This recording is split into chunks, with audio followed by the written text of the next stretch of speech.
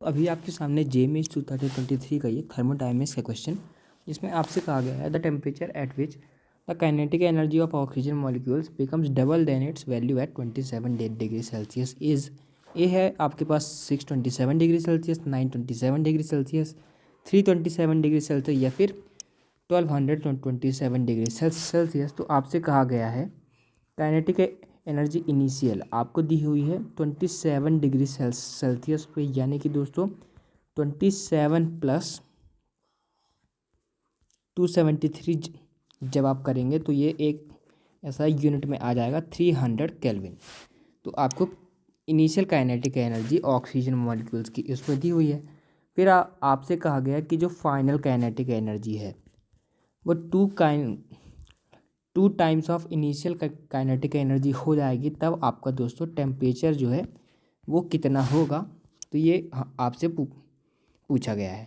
तो आप अगर देखिए कि काइनेटिक एनर्जी का फॉर्मूला होता है दोस्तों 3/2 kT, जहाँ पर टी टेम्परेचर होता है और दोस्तों के होता है आपका बोल्ट्जमैन कांस्टेंट।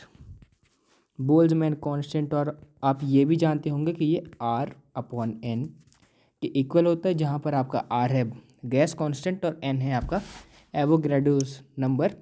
तो फिर दोस्तों आप देखें कि काइनेटिक एनर्जी प्रोपोर्शनल है टेम्परेचर के। तो फिर जब आप काइनेटिक एनर्जी को डबल करेंगे तब आपका टेम्परेचर भी डबल हो जाना चाहिए, तभी आपकी काइनेटिक एनर्जी डबल होगी। तो फिर इसके हिसाब से T final is should be equal to 2 times of T initial, तभी आपकी काइनेटिक एनर्जी फाइनल जो होगी वो होगी 2 times of kinetic energy initial. तो आपका टी फाइनल हो जाएगा 2 टाइम्स ऑफ टी इनिशियल, जो कि आपका 2 टाइम्स ऑफ टी इनिशियल। तो फिर इनिशियल में आपने निकाला हुआ है 300 केल्विन, तो ये आपके पास आ जाएगा दोस्तों 600 केल्विन। तो टेम्परेचर फाइनल आपके पास 600 केल्विन आ गया।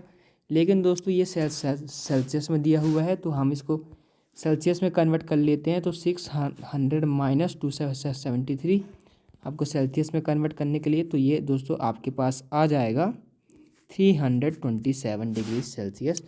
तो ये आपका इसका सी ऑप्शन करेक्ट हो जाएगा। तो इसका आंसर होगा सी। ऐसे ही और क्वेश्चंस के लिए हमारे चैनल को सब्सक्राइब कीजिए, जिसमें हम जेईई मेंस और नीट के प्रीवियस ईयर बायोलॉजी, फिजिक्स और कुछ केमिस्ट्री के भी क्वेश्चन सॉल्व करते हैं। Thank you very much. Keep learning with Abhinav.